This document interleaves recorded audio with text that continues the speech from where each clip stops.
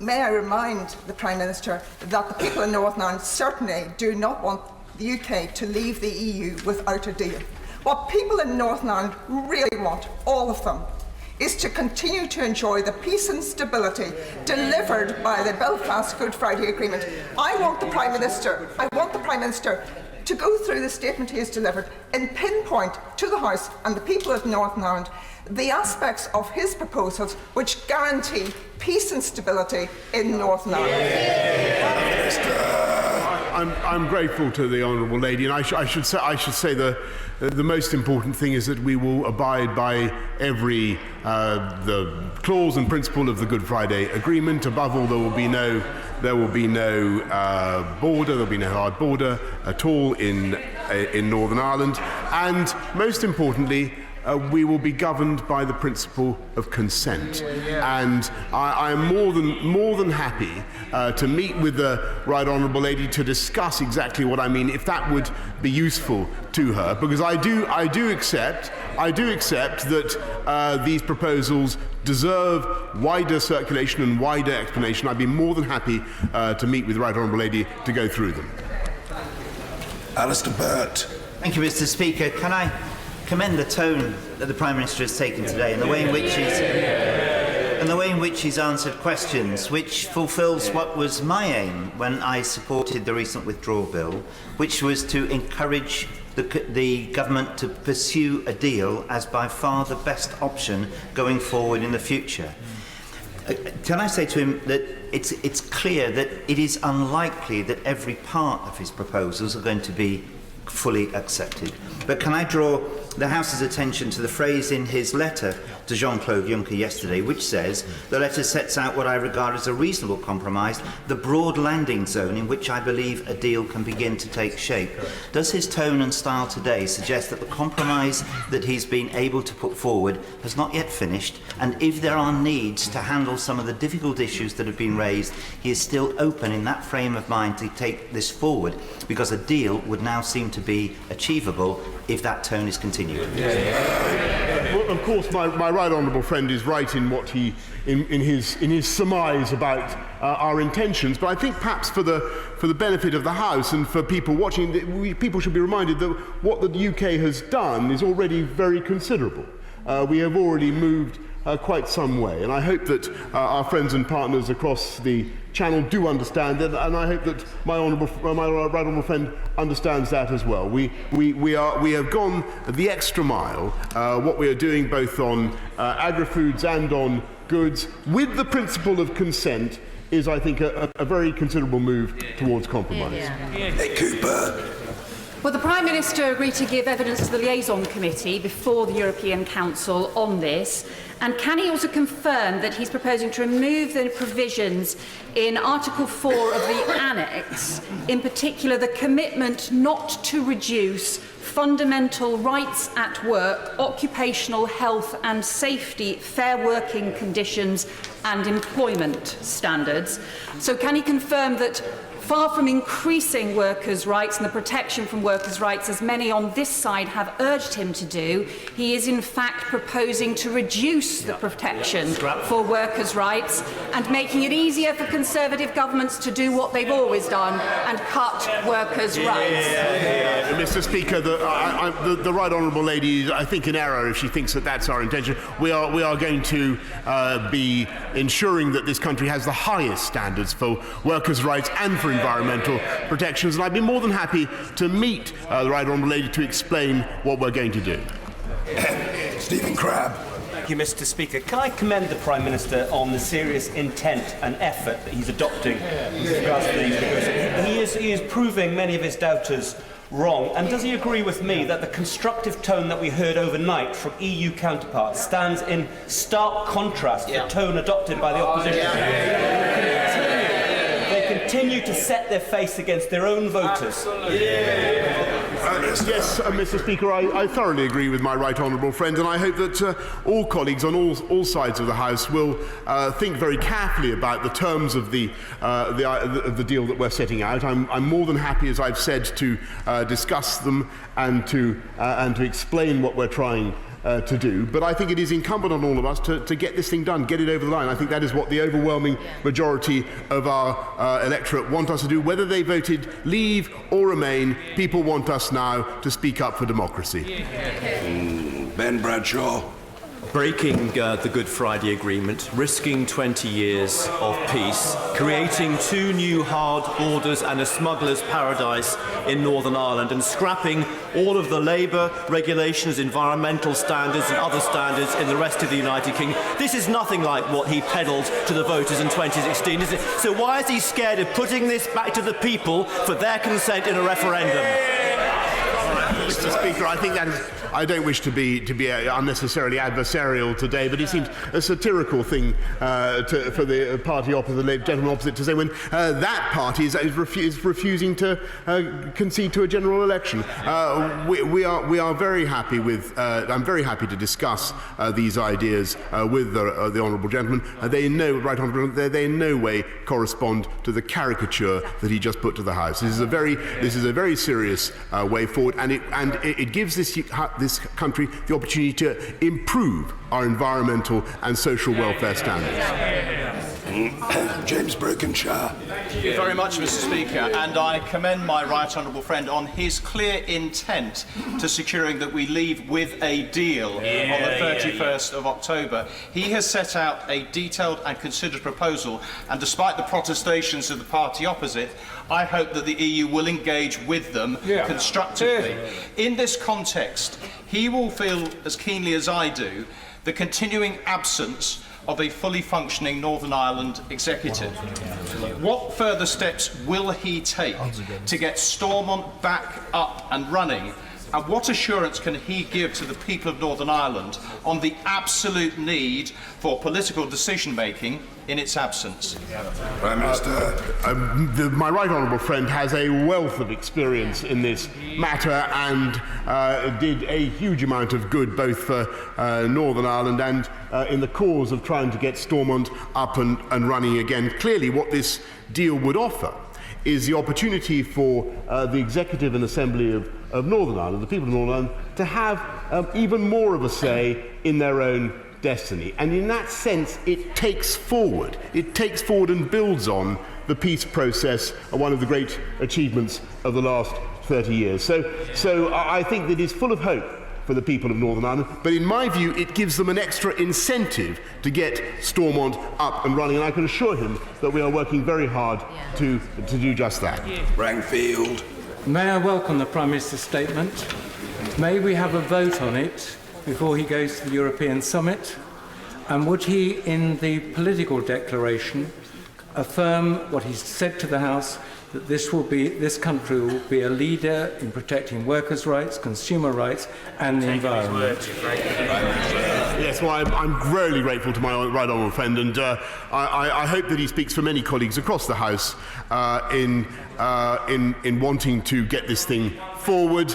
I will reflect on what he said about having a vote on it. I think it'd probably be better to get a deal first. I'm confident that we can get one, and I hope it will command the support of us. And I can certainly reassure him on his point about standards. So for workers' rights and for the environment, it is the intention of this government to go higher still. David Gork. The publication of specific proposals to deal with the backstop is to be welcomed. The Prime Minister's commitment to not having physical infrastructure in Northern Ireland or the Republic of Ireland is also to be welcomed, and the Prime Minister's commitment to the Good Friday Agreement is to be welcomed. But could the Prime Minister say a little bit more about what obligations he believes we have under the Good Friday Agreement to ensure that not only is there no physical infrastructure, but that goods can flow freely between the Republic of Ireland and Northern Ireland? Well, I'm grateful to my right honourable friend, and of course what this offer does is take one step further in, by consent, having regulatory alignment for goods as well, so obviating, Mr. Speaker, the need for checks on perhaps 30% of the traffic north-south, in addition to the 30% that we've already achieved by sanitary and phytosanitary alignment, always assuming that consent were to be granted, if he understands me. Dr. Sarah Wollaston. Mr. Speaker, the principle of consent requires people to be able to weigh up the risks and the benefits of the actual deal as opposed to the promises that were made during the referendum.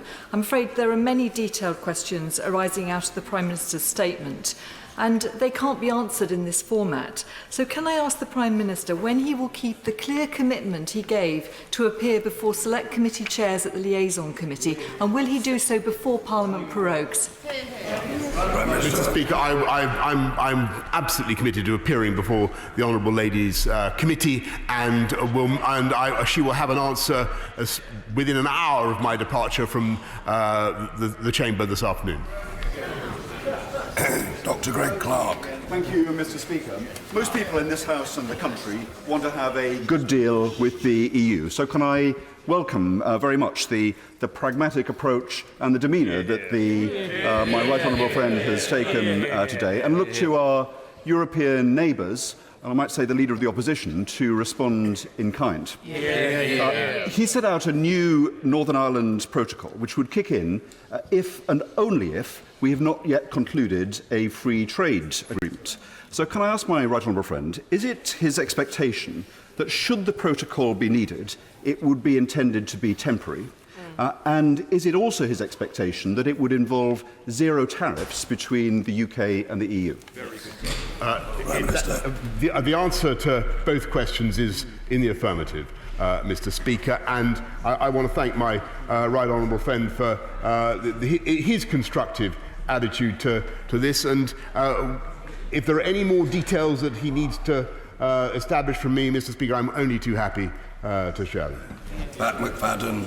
Thank you, Mr. Speaker. With regard to the regulation of goods side of this, not the customs, the regulation of goods, the government's explanatory note says that these arrangements must receive the endorsement of the Northern Ireland Assembly, and executive paragraph 13 of the paper says this must happen before the end of the transition period and every 4 years afterwards. Can he confirm that what this means is that even if these proposals were to be agreed by the European Union, and even if they were subsequently agreed by this House, if they were not then approved by the Northern Ireland Assembly during the transition period, they would only last for a year, following which we would have no commitment to the common regulatory system that is essential for the open border.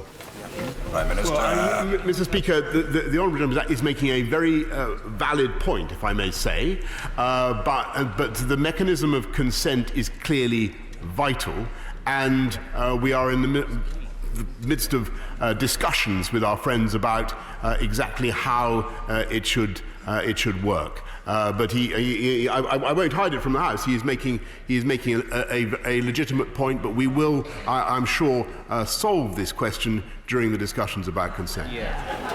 Sir John Hayes. Mr. Speaker, the test of reasonableness is one understood by legislators, and compromise, as the Prime Minister has said already, is intrinsic to all negotiations. But what the British people are most frustrated about is what they perceive as displacement and dither and delay. So will the Prime Minister be clear in his decisive determination that he continues to personify that spirit of getting on, getting out and getting ahead? Well, thank you very much, Mr. Speaker, and that is exactly what we intend to do. And the purpose of this deal, these proposals, is to get Brexit done, Mr. Speaker, and for us all to move on as a country and move on together. I do believe they represent a very good way forward for the UK. They will enable us to do free trade deals. They will enable us to regulate our own laws and our own system, and above all, Mr. Speaker, they will enable the UK to leave the EU, as the people of this country were promised, whole and entire, and to protect our precious union with Northern Ireland. Ms. Savile Roberts. Now, the Prime Minister's blame game goes down very well on the stage-managed Tory conference platform, but I wonder whether he has stress-tested the technical details of his proposals on the UK's constitution. or did he only require the DUP's consent? Now, I note that his proposal claims to equip the Stormont Assembly with the levers to control the direction of Northern Ireland's national question. Does he not agree that this sets an interesting precedent for the Senedd to be equipped to review Wales's constitutional relationship with Westminster every 4 years too? Or does he just hope and pray that somebody will stop him? Minister. As the Right Honourable Lady knows, there is a unique situation in Northern Ireland under the Good Friday Agreement, and what I think we're proposing today gives this country the opportunity to develop and intensify that. But I'm willing to listen to her pleas for the Senedd, and I will consider them closely. Sir Geoffrey Clifton Brown. Thank you, Mr. Speaker. I believe this represents a significant step towards breaking the deadlock which businesses and the vast majority of this people want to see. Can my honourable friend confirm that in the spirit of goodwill now generated on both sides of the Channel, he will negotiate 24 hours a day, exhibiting every flexibility to get a deal? I will strain every sinew, Mr. Speaker. In fact, it was only my desire to appear before you and the House today that restrained me from going off to other European capitals and selling this project. We're delighted to hear it. Christian Matheson. Thank you, Mr. Speaker. Can the Prime Minister not accept that a customs post that is sited 20 miles away from a border still represents a hard border, and therefore it goes against the Good Friday Agreement? Why is he willing to prioritise Brexit against the Good Friday Agreement? Well, thank you, Mr. Speaker. I should remind the honourable gentleman that there has been a fiscal border for many years between the UK and Ireland, a fiscal border, and customs checks do not mean customs posts or infrastructure of any kind, as I'm sure he appreciates. And if he doesn't, then Mr. Speaker, I'm more than happy to share with him our thinking and to explain how it can be done. Philip Dunn. Mr. Dunn. Thank you, Mr. Speaker. Can I remind my right honourable friend that I voted Remain in the referendum. I voted to deliver Brexit in this House ever since. And can I congratulate him on the constructive proposals that he's put forward and wish him every good fortune that the EU will engage with them as they need to.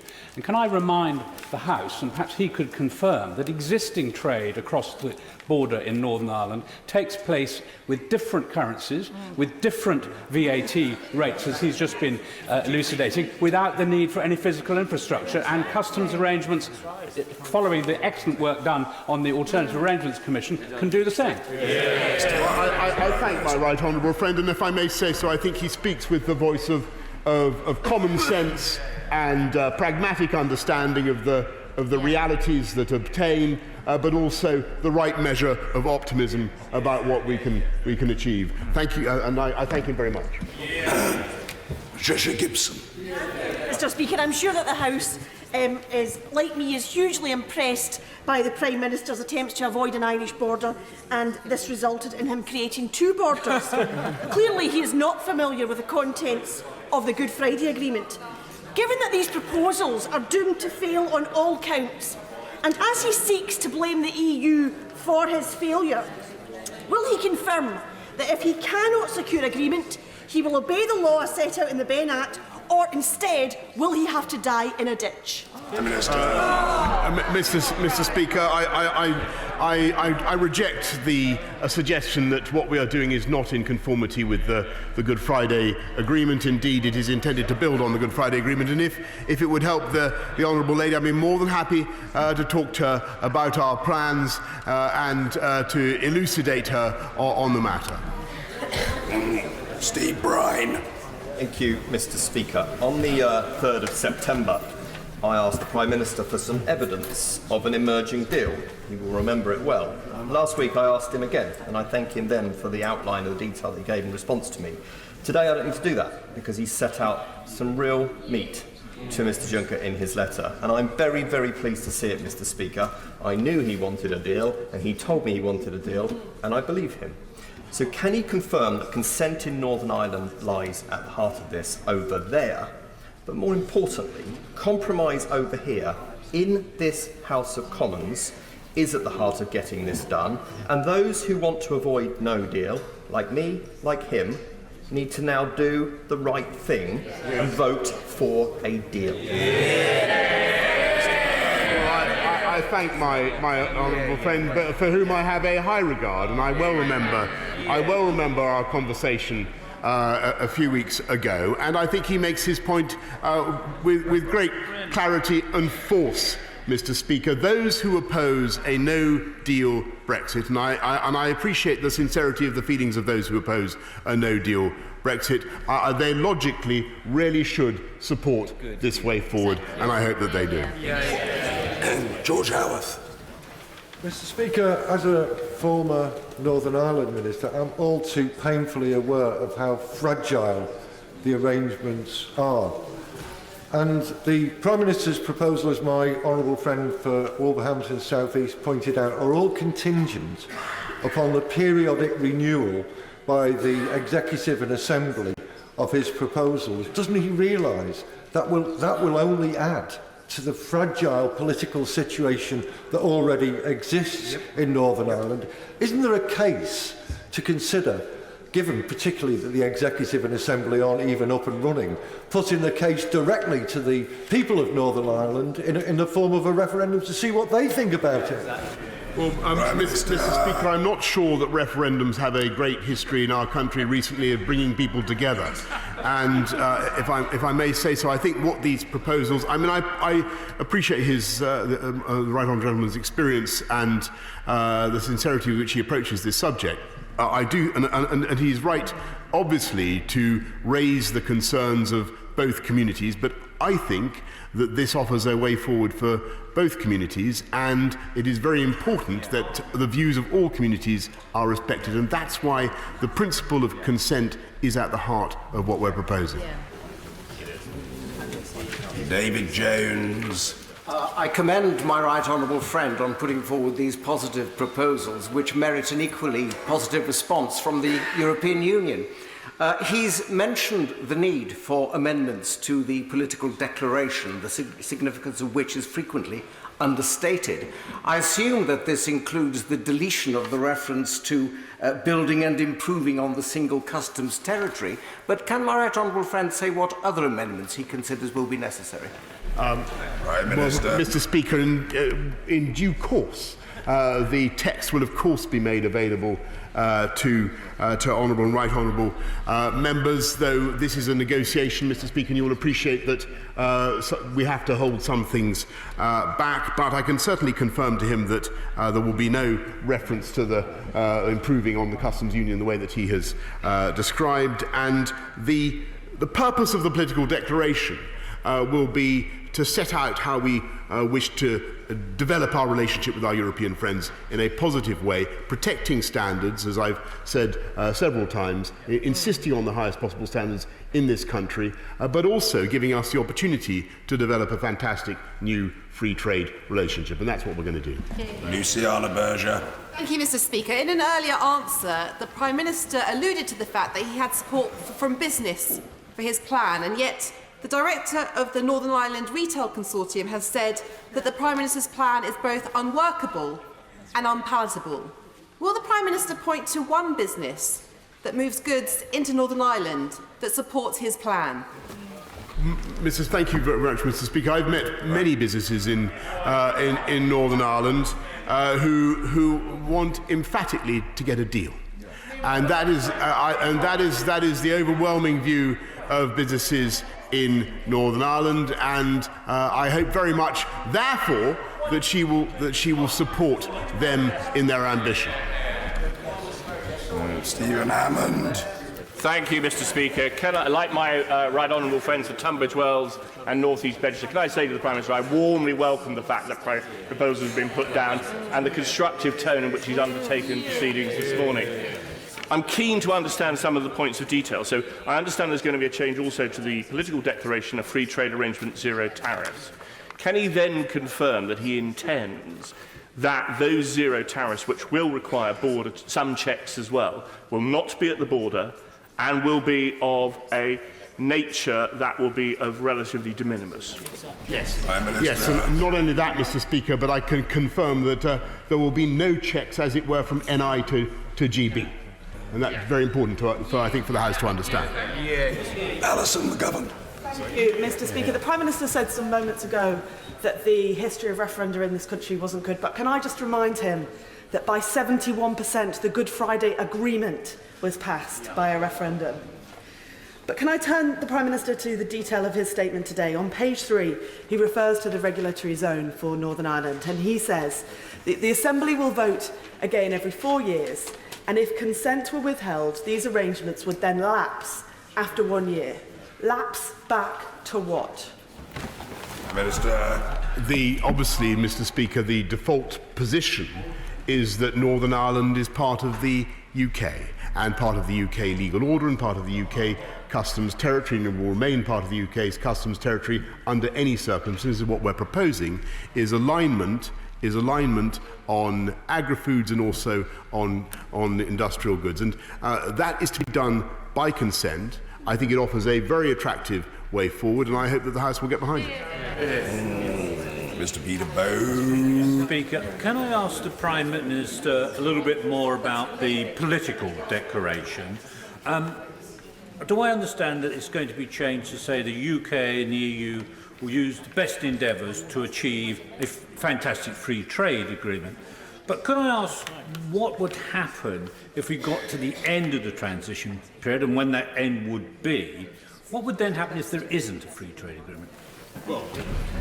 Minister. I think in that very unlikely event, obviously the UK and the EU would revert to WTO terms. But I don't think that is likely. I think that the UK and the EU will be very keen, both parties, to strike a great free trade agreement. And that is what we will do, and that is what we will set out in the political declaration. Graham Morris. Mr. Speaker, more than a week ago, the Prime Minister told the House, in response to a question from my good and honourable friend, the member for Ashfield, that he would publish the previous EU withdrawal bill within days. Now, that's important because it could form the basis, with amendments, to move forward and break the deadlock, amendments on workers' rights, health and safety and environmental standards. So will the Prime Minister honour that commitment and publish the bill? Prime Minister. Mr. Speaker, we will of course publish the legislation in due course. Sir Henry Bellingham. Can I congratulate the Prime Minister on his statesmanship and indeed ingenuity in delivering an offer that's serious and credible, and if my emails are any to go by, there's huge support in my constituency. Can I take him to 1B of the protocol notes, which makes it clear that 100% of these unique areas of collaboration will continue? Will you find time to ring the Taoiseach and tell him that there are going to be many areas for joint collaboration on community projects, on pushing enterprise and investment and wealth creation on both sides of the border? I thank my right honourable friend, and he's here. I talked to the Taoiseach, of course, last night, and expect to be talking to him quite a lot in the days to come, Mr. Speaker, and I will certainly make that point to him as well. And it's something we've already discussed. Barry Shearman. Mr. Speaker, would the Prime Minister agree that most of the people in this country are not extreme Remainers or extreme Brexiteers? Surely it is his job, and this House's job now, to look at a deal. This is a bit of a deal we've heard today, a full look. Perhaps we should restart the cross-party discussion so that he can evade the conclusion that he has to break the law and leave without a deal. Could we restart sensible negotiations again? Prime Minister. Of course, Mr. Speaker. I have a high regard for the right honourable gentleman opposite, and I remember having many useful discussions with him about higher education when I did that job. I'd be more than happy to talk to him about what we're proposing and the way it can take our country forward and bring us back together. Sir Peter Bottomley. Can I say that as someone who 30 years ago served as Minister of Agriculture in Northern Ireland, that both there and in the UK, the deal and proposed transition matter, and that issues will have to be dealt with whether we crash out or whether we go with the deal. So I hope we do go with the deal. I think the majority in the House. And can I say to my friend the Prime Minister, it'd be a good thing if you could arrange to rescind the withdrawal of the Conservative whip from those of my colleagues who should be back on our side fully. Mr. Speaker, I defer to my right honourable friend for his long-standing experience in Northern Ireland, but I think that the agreement that we have, or the deal that we're proposing, is a very good one for Northern Ireland. And as for his suggestion on our colleagues, all I can say is that the consequences of the Surrender Act, and I use that term advisedly, are very serious for our ability to negotiate. And I hope very much that, notwithstanding those difficulties, this House will come together and get a deal over the line. That is the, if I may say so, that if to bring the whole country together and to bring this House together, I think that would be the best way forward. Stephen Doughty. Mr. Speaker, the Prime Minister has spoken a number of times about consent, but I would urge him, particularly the only representative we have here in this House at the moment speaking for Northern Ireland is the Honourable Lady for North Down, and I would urge him to listen very carefully to what she said, because he talks about consent. It is very clear this morning that there is not consent from many of the other parties in Northern Ireland, many people across the different communities, nor from the business community, nor from Dublin and from the Irish government. So I'd urge him to listen very, very carefully to that. There is a very simple way through this, and that is to put a credible deal back to the people, including the people of Northern Ireland, for a confirmatory vote. And I urge him to look at that very closely. And will he confirm how his proposals are in line with Section 10(2) of the EU Withdrawal Act 2018? Because I do not believe that they are. Mr. Speaker, they're completely in line with Section 10 of the Withdrawal Act, and I'd be happy to demonstrate that to him. But on his request for a second referendum, I really can't think of anything more divisive or more wasteful of this country's time. But if the honourable gentleman wants an election, then why doesn't he talk to his right honourable friend in front of him? Colleagues, I'm very grateful to the large number of people who've come up to the chair expressing concern about my throat, and their generosity of spirit and humanity are much appreciated. But I just want to take the opportunity to confirm to the House that the state of my throat, which is purely temporary, is not down to the consumption of a kangaroo's testicle. What type of testicle was it?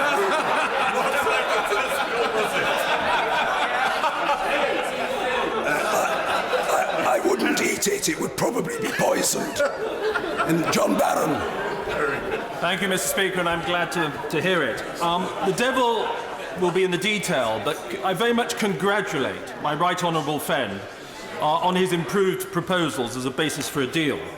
But in straining every sinew to secure a good deal, will he be resolute, not only in his intent to honour the triggering of Article 50 by an overwhelming majority in this place, which clearly stated that we would leave with or without a deal, but also resolute in ensuring that we are actually prepared for no deal? Because it is an inescapable logic that by being so prepared, it improves the chances of securing such a deal, despite that logic escaping the parties opposite. My right honourable friend is absolutely right, and it's thanks to the preparations that we've made for that outcome, for a no-deal exit, and I thank my right honourable friend, the Chancellor of the Duchy of Lancaster, for everything that he is doing. That has unquestionably, notwithstanding the Surrender Act, has concentrated the minds of our friends in the EU and is helping us to get a deal. And David Hanson. Could the Prime Minister genuinely help me? In paragraph 9 of his explanatory note, he says the traders moving goods between Great Britain and Northern Ireland will need a new notification requirement regarding the nature of goods in the consignment, people sending, exporting and importing goods, where the goods will depart and arrive, and that these arrangements will not be affected until the transition period is completed. As the Honourable Lady for North Down said, that is effectively a second border. Could he tell the House how many of those transactions he anticipates each year and what the cost of that is to businesses and to the government in establishing that system? I'm grateful. I can assure the honourable gentleman that insofar as such checks are necessary, they will be done electronically, they will be done by UK officials, and they will only be instituted with the consent of Northern Ireland. I think that's the important point. But I'm more than happy, if he would like, I'm more than happy to discuss it more with him in person, if that would be useful. Jack Represti. Thank you, Mr. Speaker. Can I commend and congratulate my honourable friend on his statement and on his valiant efforts to secure us a deal and get us out of the European Union on the 31st of October. But may I ask him a question which a lot of my constituents are asking me, that when we finally leave on the 31st of October, that if it were to be without a deal, there will be no adverse effect on any UK-European defence collaboration, especially in the field of procurement, manufacture and wider operations. I'm grateful to my honourable friend, and I can tell him that we are proceeding with a huge collaborations across the front with our European friends, and I have no reason to believe that any of them will be interrupted. Peter Kyle. Mr. Speaker, from the outset of negotiations, the British government has understandably had its red lines. They are long-standing and unchangeable red lines. It's understandable also that our negotiating partners in the EU would have their red lines, which they have stuck to rigidly throughout this. Today and last night, the Irish Taoiseach has said that the proposals that the Prime Minister has laid before the House today break those red lines and are unacceptable to them. In his words, it's a non-starter. Why has the Prime Minister brought before the House proposals which are simply unacceptable to the EU? They are breaking their red lines they have had from the outset. If they had done the same to us, he would be using the most outrageous language against them, and yet he has brought something here which is completely unacceptable from the outset. Why? Prime Minister. I appreciate that the honourable gentleman follows these things very closely, but I don't recognise, I may say, Mr. Speaker, the characterisation that he has given of the response from our EU friends, even in Dublin. Victoria Prentice. I hope the Prime Minister can hear the collective sigh of relief, which tends to indicate that this might be the beginning of the end. The beginning. Will he join with me? Oh, we're nowhere near the end of the beginning. Will he join with me in encouraging everybody in this House to come together, whether or not as part of the marvellous group MPs for a deal? And will he reach out to MPs from all sides and deal with their genuine concerns on the details of this agreement in the coming weeks? I thank my honourable friend for everything that she does to bring colleagues together on this issue. I don't know whether this is the end of the beginning or the beginning of the second half of the middle, or exactly where we are in this process. But there is, I think, momentum now behind these proposals. And I'm not going to pretend that this will be easy, and I'm not going to pretend that this is a done deal, Mr. Speaker, because I think honourable members are right to be cautious. But the UK has moved a long way. The UK has moved a long way, and I hope that our partners will recognise that and move correspondingly. Anne Clwyd. As the Prime Minister has repeatedly demonstrated this morning, the information about the political declaration is very vague indeed, and it wouldn't protect jobs, rights or security, and doesn't seek to address the major reasons why we on this side oppose the deal put forward 3 times by the previous Prime Minister. And can he also tell us what how the European Parliament, how does he think they are going to react to his proposals? Has he had any contact with them at all? Any indication what they are feeling? Yes, certainly. I've of course talked to the President of the European Parliament, in which she served with such distinction, and I can tell her and tell the House that what the European Parliament overwhelmingly wants is a deal rather than no deal, and I'm sure that they will see this as the basis of a very good deal. Bob Neal. Thank you, Mr. Speaker. The Prime Minister knows that my constituency probably had as close to a statistical dead heat of a result in the referendum as was possible, a tiny margin to remain, which was my own view. But he also knows that throughout that time thereafter, my constituents and I have urged that this House needs to come together and find a deal and go forward. And I therefore welcome what he has done today. I certainly support it as one who took a different view initially, but will he also recognise that the concern and distress that my constituents have is that there are some people, I regret to say on the opposite side of this House, who seem to rubbish every attempt at compromise, every attempt at a constructive way forward, and that frankly the country and they deserve better than that. And we should give this a fair chance. Well said. I thank my right honourable friend, and I think as somebody, and I know that he is a passionate pro-European to the depths of his soul, Mr. Speaker, and I respect him profoundly for his desire to get on, do a deal, get Brexit done, and then build a new partnership with our European friends, which is what we want to do. Kate Green. Manufacturers in my constituency operate an integrated trading model whereby they ship goods directly from Manchester to the Republic of Ireland for distribution across the whole of the island of Ireland. Can the Prime Minister explain to me how the deal he's proposing now offers them more certainty, fewer burdens and less cost, both than they have now and they would have had under the backstop? All those freedoms would continue, and I can reassure the Honourable Lady that, as I've said many times, there would be no checks for our part on goods coming from the EU, that's to say from Ireland into Northern Ireland, into the UK. Maria Caulfield. Speaker, is the Prime Minister encouraged that, given the empty benches opposite on Monday when we were debating important Northern Ireland issues, that members have found their enthusiasm once again for all things Northern Ireland? And does he agree with me that any customs checks do not have to be done on the border, do not have to be done in customs posts, can be done at points of origin and destination, as the Northern Ireland Select Committee heard in evidence? My honourable friend speaks with the technological optimism that I think has too long been absent from this debate. That is the way forward. I think everybody understands that. That's what we're going to bring to those solutions. And this agreement, I think, offers a way of doing that at a pace and a timescale that will reassure businesses on both sides and agricultural interests on both sides of the border. On break. I commend the Prime Minister for rare consistency. When he said F business, he really meant it.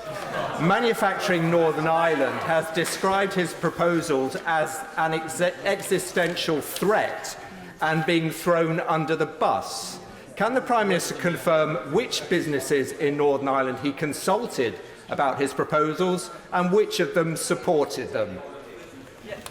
All the Northern Ireland businesses that came to number 10 recently supported a deal, and it would be invidious to pick any one of them, Mr. Speaker, but I won't be given any lessons about consistency from the Liberal Democrats who called for a referendum and now say they want, that if there were to be a second referendum, they would campaign against the result, Mr. Speaker. Neil Parish. Mr. Barrett. Thank you very much, Mr. Speaker. Can I very much welcome the Prime Minister's statement? Can I also welcome his enthusiasm? Because for 2.5 years there's been so much negativity in this House. We just cannot get this deal through. So for goodness sake, can we get the deal done? And does he believe that it will then lead on to a good trade deal so that farming, agriculture, business will not have to pay tariffs in the European Union and we can export across the whole of the world? Mr. Speaker, and I can tell tell him that Somerset lamb and cattle and beef and Devon, I should say, Devon, he's Tiverton, isn't he? Devon and Somerset. Although he farms in Somerset. He does farm in Somerset. And it's just Somerset and Devon, beef and lamb, will have the opportunity to find export markets which at the moment are I'm afraid, prevented by our current arrangements, such as in the United States and indeed elsewhere. And I think we have a glorious future ahead of us if we just take the first few steps.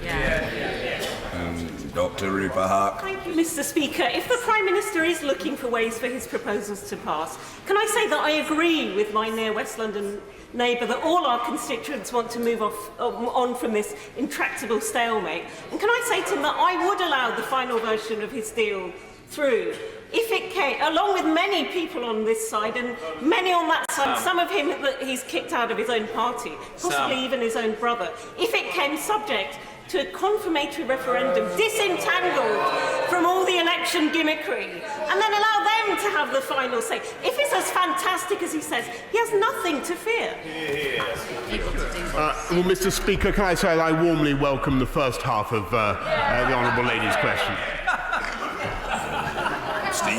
Mr. Baker.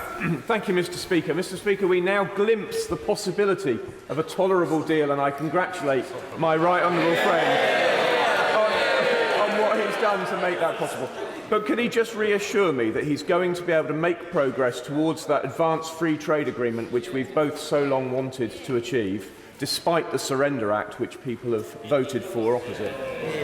It is with no little sense of relief, Mr. Speaker, that I listened to my honourable friend, though he and I have talked a lot in the last few days, and I knew that was broadly his view. This is an opportunity to get this done, to do it in a way that I think satisfies all the requirements that we have set out, above all the peace process in Northern Ireland, but also allows the whole of the UK to take back control of our tariffs and our customs and to do free trade deals around the world in exactly the way that he has described and he has campaigned for so many years.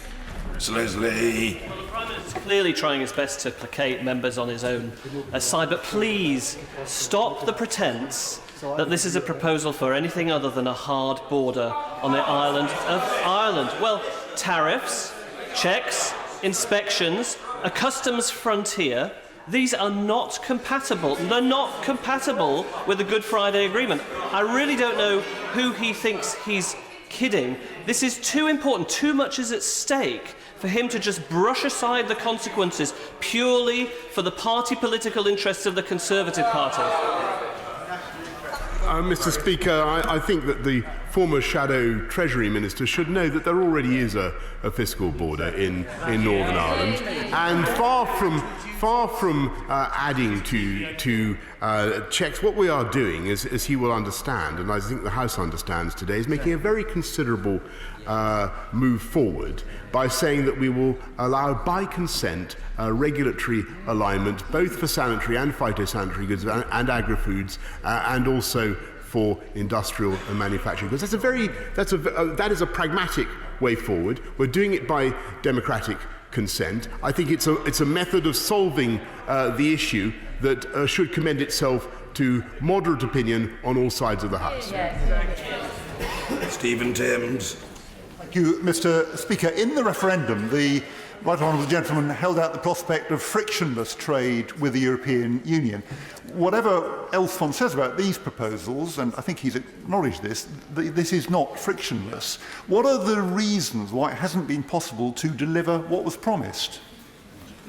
Mr. Speaker, this will be frictionless trade at the frontier. There will be no borders, there will be no checks, there will be no customs checks at the frontier.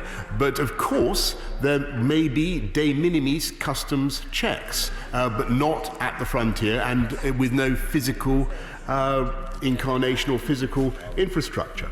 And I think he's raising a very important point, because as the UK comes out of the EU, and as we go to a zero tariff, zero quota free trade deal, it will also be incumbent on us to use this experience that we're going through now as we develop our relations with the EU as a whole, and as we develop the systems, the frictionless systems by which UK-EU trade will continue to operate.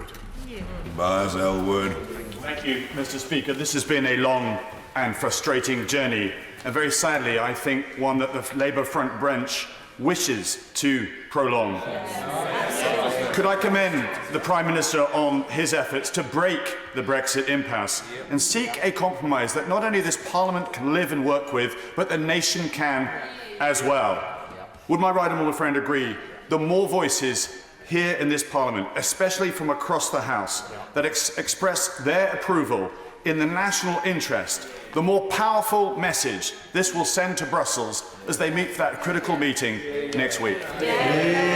Well, I thank my right honourable friend, and he is entirely right. And I know that he has campaigned passionately on this subject, and I know that his own voice is important in this matter. And I know how influential he can be also in reaching out across the House, and I hope very much to work with him to do that. Brendan O'Hara. Speaker, how would the Prime Minister sell this potentially ruinous proposal to the farmers and shellfish producers in my strongly remain Argyll and Bute constituency, who will be able to see just 12 miles across the water their Northern Ireland counterparts being allowed free and unfettered access to the single market? If this is good enough for Northern Ireland, why is it not good enough for Scotland? Or are my constituents simply expendable? Well, Mr. Speaker, I find that a slightly ironic question, given that it is the avowed policy of the Scottish Nationalist Party to give back control of Scotland's stupendous marine wealth to Brussels. Bob Blackman. Thank you, Mr. Speaker, and I congratulate my right honourable friend not only for his proposals, but his ability now to bring together all those of us across this House that wish to leave the European Union with a deal. Our exchanges today will be observed by our European Union friends, and our ability to negotiate that deal will often be the subject of, do they trust this House to pass the deal that is finally agreed? So can I commend my right honourable friend to think of having a vote in this House to test his negotiating strategy, to demonstrate to our European Union friends that we are behind him. I'm grateful to my honourable friend, and as I've said before to a colleague who raised this, I will reflect on that suggestion. I think it would be more conventional to do the deal. I think that is what the Act prescribes, to do the deal and then bring it to this House. And I think that's probably what this House would prefer, but I'm happy to have discussions on that matter. Paul Sweeney. Thank you, Mr. Speaker. Hearing the proceedings today, it seems increasingly that this is an internal debate within the Conservative Party rather than a meaningful attempt at international diplomacy. And I hear the outcry from the Treasury bench, but the reality is the Irish Deputy Prime Minister, Simon Coveney, has said this morning that they could not possibly support the proposals by the Prime Minister and they should come back with something fit for purpose. And elaborating on that, he says that we cannot support any proposal that suggests one party, or indeed a minority in Northern Ireland, could make the decision for the majority and how it would be implemented. So I urge the Prime Minister, how would you respond to that challenge if this is going to be workable? I'm grateful to him, Mr. Speaker, and he's raising, I may say, an important point. I listened carefully to what my friend Simon Coveney had to say, and we must get the mechanism of consent right, so that all communities, both communities, feel reassured about it. And I'm very happy to discuss it not only with Simon Coveney in Dublin, but also, of course, with the Honourable Gentleman. Robin Halfon. Thank you, Mr. Speaker. In Harlow, we've already seen the NHS Brexit dividend with a brand new hospital. The people of Harlow will feel that those who vote against this excellent deal, that it is really that they want to stop Brexit completely. Can my honourable friend confirm that once we do this deal, that we will, when we leave the EU, gain control of our tax rates and be able to reduce VAT and energy bills for our hard-working constituents? Yes, Mr. Speaker, and not only will we be able to reduce VAT in the UK will be able to do it in Northern Ireland as well. Deirdre Brock. Okay. Now that the Prime Minister has established the principle that different parts of the UK can have different EU status, Scotland must at least be entitled to claim her place in the single market and customs union. When will that proposal be put to the EU? I think that most people in this House do understand that the Good Friday Agreement does impose particular requirements on the governance of Northern Ireland. It is a unique situation. And as for the question that she raises, the people of Scotland had a referendum in 2014. They voted very substantially to remain part of the UK, and they were told it was a once-in-a-generation decision. Robert Courts. Mr. Speaker, may I also welcome these reasonable compromise proposals that we've heard today. Would the Prime Minister please confirm that when we speak of customs checks, we must be very careful not to conflate administrative customs procedures that can take place at a warehouse with physical customs checks at a border, and that the latter are not required, are not proposed in his proposals, and aren't needed even for the excise checks that take place at present? If I may say so, I think my honourable friend has put his finger on the heart of the question, and he's entirely right. That is the distinction that I think it is very important for all right honourable members to bear in mind as they approach this question. We can solve this problem through exactly the means that he describes.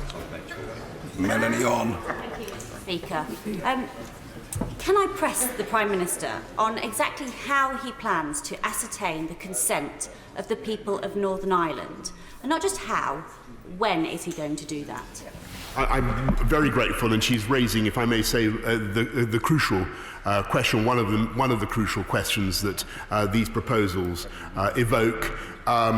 It is obviously now for discussion with our friends, not just in Dublin but around the EU. We do think there's a way forward. I'm happy to keep her abreast of our way forward as we go there. But it must be done one way or another by consent. James Cartledge. Thank you, Mr. Speaker. Given his busy schedule, I don't know if my right friend would have had time to read the EU's latest FTA, which is with Vietnam, but even a cursory glance shows that the entire agreement is based on tariff reductions in exchange for market access. Does this not show, firstly, that it's fanciful to believe we could somehow leave the EU and stay in the customs union and get these type of trade deals? And secondly, is it not a reminder that when we leave, the EU will be negotiating its own trade deals, and that therefore it will be in both parties' interest to have a technological way to deal with variations in respective territories' tariff schedules? Again, Mr. Speaker, I congratulate my friend because he speaks with the voice of technological optimism, and he understands the details of these questions very well, and that is indeed the way forward for this country. There is a wealth of opportunity that will open up if we have the courage to take these steps. Mr. Speaker, the Prime Minister has denied now on multiple occasions during this session that what he is proposing involves physical customs checks. But he has just said in his statement in relation to the new protocol and custom checks that there will be, and I quote, and this is on page 3 of his statement, a number of cases where physical checks would be necessary. Is he denying he has said that? And secondly, he refers to the political declaration. It is a declaration of aspiration with no legal force. Is it not the case that the free trade agreement he's referring to will take at least 3 years to negotiate? Nothing's going to get done by this at all. Well, as the honourable gentleman knows, there already are some checks for epidemiological purposes between GB and NI. If there are to be new checks down the Irish Sea, they will be de minimis. They will not be on the GB side, and they will be done by UK officials. And no, there will be no new border posts or borders. There will be de minimis checks, and whatever checks there may be will be done by consent and only introduced by consent, and there will certainly be no checks on the GB side, because this is entirely dependent on whether the EU wants them, Mr. Speaker. And on his second point about the political declaration, that will chart a way forward for the UK-EU relationship that will be ambitious and positive and allow us to build a new partnership, which I hope that he will find invigorating, that he will support. David Duquette. Mr. Speaker, I do have a question on the proposal, but can I start by countering with great respect some of the claims made from the benches opposite. Chief among them, the claim from the member for Argyll and Bute, who I thought may have mentioned something about the growth deal for Argyll and Bute that was announced earlier this week, with some gratitude. But in terms of the proposals, if they were to vote for this deal, of course, the problems he described wouldn't exist. And even if in the event of a no deal, if he could maybe encourage his colleagues in the Scottish Government to pass on some of the money from the UK Government to local authorities for environmental health inspectors, that would be extremely helpful. And in terms of the... I'll get on with the question in that case. Thank you very much. My question on the proposal for the Prime Minister is, when this proposal goes ahead and gets accepted, it replaces the backstop. So come the end of the implementation period, can he confirm that that will be no later than December 2020? And when we get to that point, because we've replaced the backstop, there will be no need for any further extension of 1 year, 2 years, or any extension whatsoever. That is entirely right, Mr. Speaker, and I thank my honourable friend and congratulate him on everything he does to promote the interests of Scottish fishing, where, if I may say, he shows great leadership and vision. And under these proposals, under our proposals, Scotland would take back control of Scotland's fishing grounds and be able to turn them to the advantage of the people of Scotland. And I'm sad to say that the SNP would hand back control of Scottish fishing to Brussels. Gavin Newlands. Thank you very much, Mr. Speaker. I know the Prime Minister is hopeful of restoring Stormont. We all are right across this House, but it's by no means assured. If he miraculously succeeds to secure a deal, but efforts to restore Stormont fail, will this government implement direct rule on Northern Ireland to enforce the measures in this proposal? Mr. Speaker, we're working very hard to restore Stormont, and I'm sure that has the complete support of the honourable member, and he's already said I'm delighted it does. Oh, what a glittering galaxy of stars from whom to choose. Mr. Neil O'Brien. Very much for the personal compliment, Mr. Speaker. The former Liberal Democrat MEP Andrew Duff, who is the president of the very influential Spinelli Group of European Federalists, has responded positively to the Prime Minister's proposals this morning. He said that they are politically astute and they represent a potential landing zone for a deal. Now, does the Prime Minister agree with me that that is both positive, and also that those of us who are in this House who want a deal and want to avoid no deal now need to respond positively, engage with his proposals, rather than dismissing them out of hand without even having read the final text? Well, I'm very grateful to my honourable friend, and I do think there are many people actually of all political persuasions who are looking carefully at these proposals now and do see them as the way forward. And I remember Andrew Duff well, and very glad that these proposals are finding favour with him. Jack Dromey. Mr. Speaker, the world of work wants a deal to be done. But the problem with the Prime Minister's proposals are not just Northern Ireland. Moving as they do our country away from half a century of collaboration, close economic collaboration with our biggest market, in favour of a decade of economic uncertainty. But on Northern Ireland, after 40 years of war, there is peace. A terrible price was paid to achieve that. Nothing should be done which puts that at risk. And can I ask the Prime Minister a very specific question? On the movement of goods and his assertion that there will be no physical infrastructure, in his letter, reference is made to a small number of physical checks at traders' premises or other points on the supply chain. Where are they and what are they? Well, they would be checks, Mr. Speaker, in the way that checks are already made for the purposes of invigilating trade in goods that are subject to excise at business premises or elsewhere, but they would be de minimis checks. And of course, on his substantive point about the peace process, I agree with him totally. I think the peace process and peace in Northern Ireland, as the Right Honourable Lady next to him has already said, it is one of the great achievements of our times. These proposals are designed to build on that peace process and to take it forward. Alex York. Can I warmly welcome these creative and constructive proposals, and also my Right Honourable friend's repeated offer to meet with members of the opposition to discuss them further, because we're all going to have to compromise across this House, and wouldn't all Honourable and Right Honourable members do well to remember the aphorism that those who insist on absolute victory risk absolute defeat? Mr. Speaker, there again speaks the voice of Cheltenham, and quite rightly, and I do believe that perhaps in this conversation this morning, people haven't paid enough attention to the move that the UK has already made. This is a very considerable advance that we're making in offering alignment in these areas. I think it's something that members do need to reflect upon, but it offers a way forward. If done by consent, I think it offers a very positive way forward, and I think the country will understand what we're trying to do.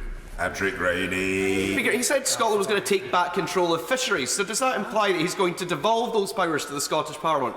Because all of his interviews at the Conservative Party conference suggests he's intent on a power grab and taking powers and legislating here for issues that are actually already to devolve to Scotland.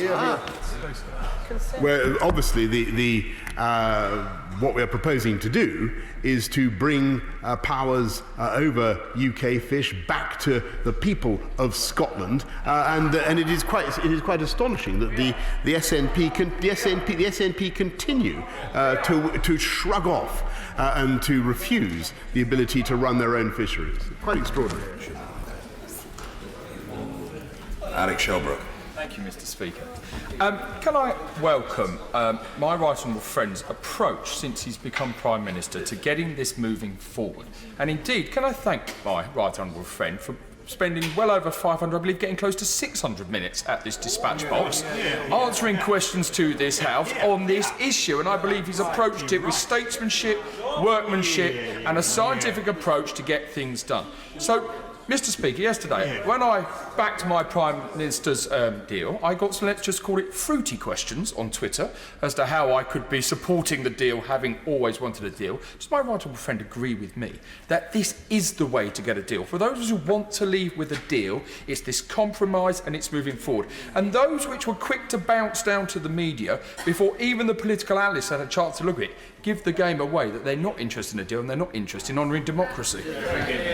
I think that is, and I'm grateful to my honourable friend. I think, Mr. Speaker, it's quite likely that I will spend many more minutes at this dispatch box elucidating these matters, and I'm very happy to do so. But I think he's making the crucial point, which is that, of course, this House, many members of this House are opposed to no deal and what they see as the damaging consequences of no deal, even though, as I've tried to reassure the House, I believe we can greatly minimise those impacts.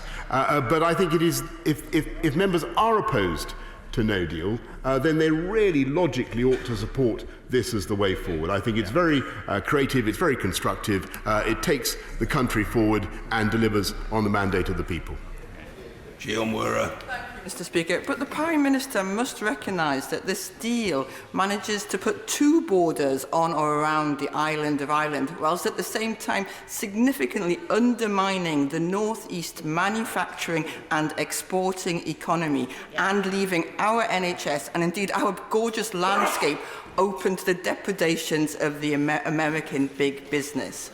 Isn't it just an attempt to put the blame for this ongoing Brexit shambles anywhere but where it belongs, with the Prime Minister? Mr. Speaker, I had great pride in going to North Manchester General Hospital the other day and announcing.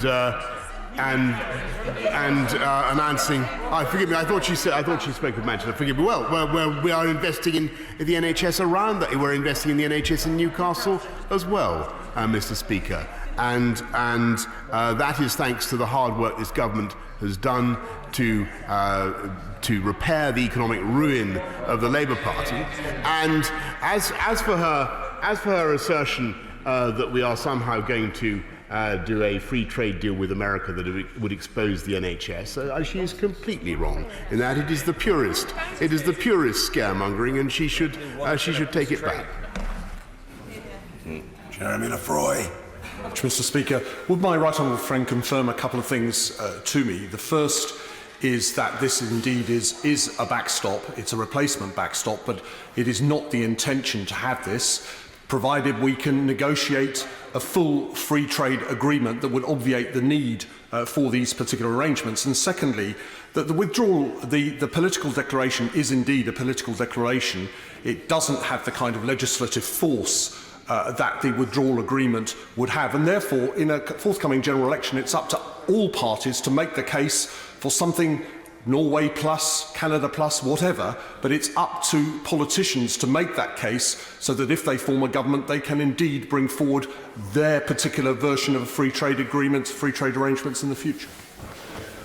My honourable friend should know that this is, of course, not a backstop because we come out of the customs union. The whole of the UK is out of the customs union, and insofar as Northern Ireland remains temporarily aligned on agri-foods and on industrial goods, that is by consent. So there is no backstop. But he's absolutely right to say that these proposals offer the opportunity to do free trade deals around the world, and a very exciting prospect indeed.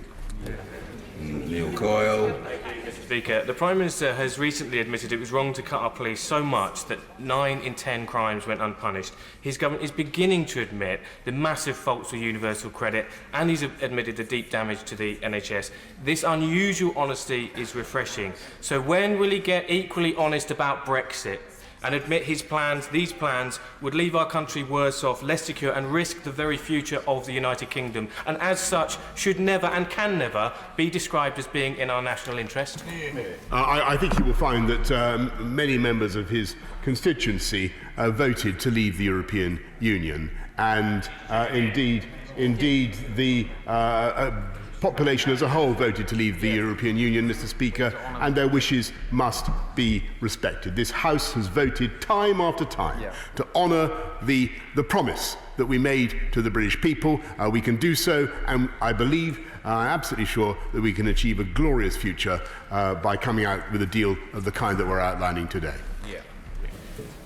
Michael Tomlinson. Thank you, Mr. Speaker.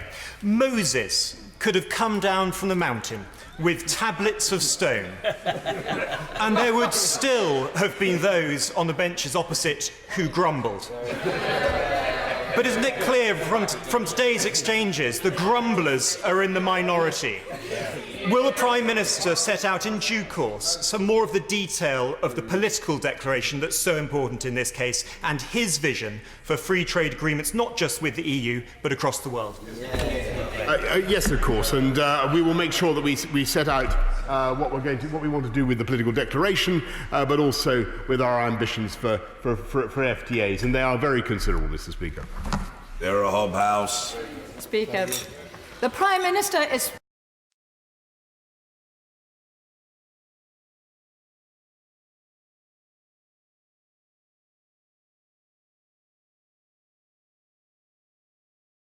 Audio service for the Reuters live service.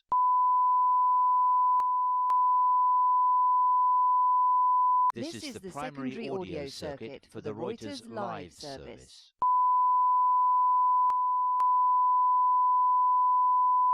This is the primary audio circuit for the Reuters live service.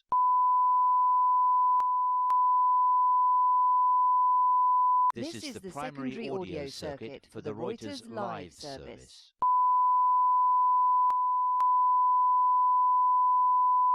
This is the primary audio circuit for the Reuters live service.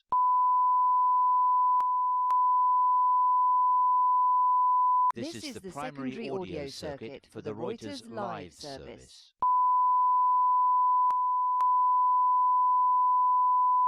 This is the primary audio circuit for the Reuters live service.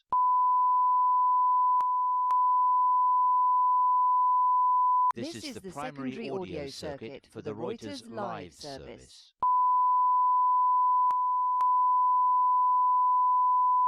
This is set out in this new protocol can be put in place within 14 months, and so the logic of what he's proposing is an extension to the transition period beyond December 2020 with all the financial implications that entails. I think that, if I may say so, Mr. Speaker, I think that is an excellent question and a relevant point. I'm happy to talk him through how we could satisfy all the objectives we have for the implementation period by the end of 2020 and to get to the state we want to be with our EU friends. He speaks about the need to converse cross-party. I'm more than happy to do that with him. Verily. Thank you, Mr. Speaker. The reality is that in supporting this hodgepodge of proposals, the absent Democratic Unionist Party has stood on its head as regards accepting a regulatory border down the Irish Sea. And this can only be because the looming no deal from the Prime Minister would be a disaster for Northern Ireland, which voted to remain. So could I ask the Prime Minister, isn't it time that the people of Northern Ireland, as well as the rest of the UK, were given a further vote with a much simpler option of remaining in the customs union and the single market being on the ballot paper? In opposing this, what is the Prime Minister afraid of? Mr. Speaker, I think what the people of this country want is their democratic will respected, and what they want is to get Brexit done. And that's what we're going to do. Angela Smith. Speaker, the negative response this morning from both the business community in Northern Ireland and the majority of the political parties in Northern Ireland indicates the Prime Minister has got a great deal of work to do if he is to gain the consent of the people of Northern Ireland for his proposals. And does he not recognise too that if he fails to gain the consent of the people of Northern Ireland, he runs a significant risk of visiting damage on the Good Friday Agreement in both letter and spirit?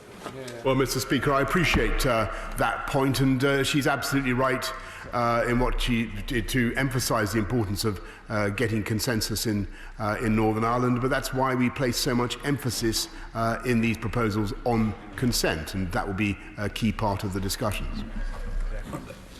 And Daniel Zeichner. Speaker, and from the discussions this morning, it's now no longer at all clear which parts of the political declaration the government actually supports. So I think it would be helpful to everyone if they could set out which parts still exist. And it's important because, for instance, the other day I was listening to the Universities Minister trying to reassure some of our senior researchers that we would stay close as possible to the European research frameworks, overseen ultimately, of course, by the ECJ. Is that still the government's position?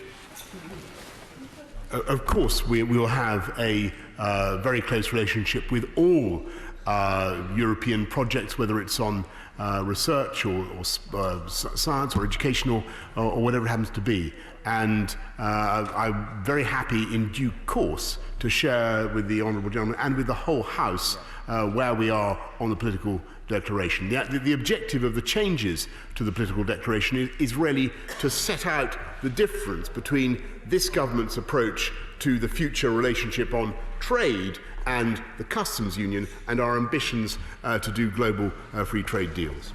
Drew Henry.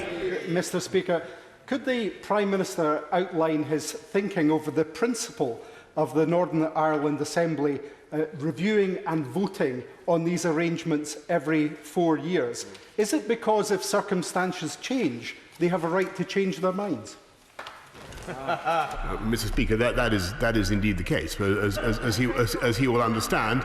But if he invites me to draw an analogy with the people of Scotland, I just remind him that the people of Scotland were repeatedly promised that their referendum was a once-in-a-generation question. In thanking the Prime Minister and colleagues, I would just say that there are issues of substance and issues of tone. The issue of substance of policy is absolutely not a matter for the Chair, but in respect of the tone, I would like to say that I think that the tone of yesterday's debate, very important debate on the government's domestic abuse bill, and the tone of the exchanges today represent a huge improvement on last week. And can I thank the Prime Minister and colleagues who, if the Right Honourable Gentleman really thinks it's necessary, but we will take it. But point of order, Sir Peter Boswell. It's not necessary, but it's a courtesy to say we appreciate that your calm, quiet voice was just as effective as other voices you have. Well, why didn't I realise just in advance how generous the Honourable Gentleman was going to be, and I thank him for what he said, which is very much appreciated. Minister, thank you. OK, we now come to the backbench motion on women's mental health. To move the motion, I call Vera Hobhouse. Mr. Speaker. Constituents often come to us at their lowest points, and we listen to them going through anxiety, depression and trauma. Poor mental health affects not only the individual, but everybody around them. Women are far more likely to experience serious mental health issues. Young women are at the greatest risk, with 1 in 5 having self-harmed and 13% having been diagnosed with post-traumatic stress disorder. Over the course of this Parliament, there has been a great deal of talk in this House around mental health, and that's progress. However, the opportunity to discuss women's specific needs when it comes to mental health services has been limited. 10 months after the publication of the Women's Mental Health Task Force final report, little has changed. There's a long way to go before our mental health services are working for women.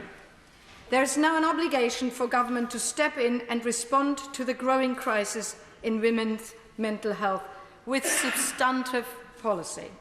Should give way? I'm happy to give way. I'm grateful. I mean, I very much welcome the work of the Mental Health Task Force and its report and the principles that were laid out in that report. But does she share my concern that those principles aren't going to be effectively implemented unless there's some clear targets and some concrete commitments from the government, and that the next stage needs to be a full women's mental health strategy with those targets and commitments in it? I couldn't agree more. We need a strategy.